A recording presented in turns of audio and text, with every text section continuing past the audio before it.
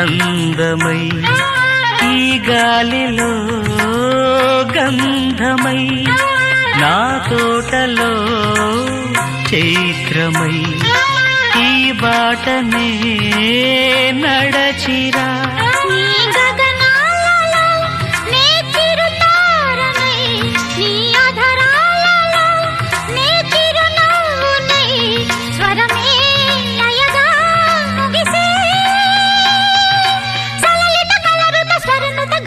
గమకము తెలియకని కీరవాణి చిలకల కలకల పాడలేదు వలపులే తెలుపగా ఇలా రాలిన పువ్వులు వెదజల్లిన తావుల అలికిడి ఎరుగని పిలుపుల అలిగిన మంజుల వాణి కీరవాణి.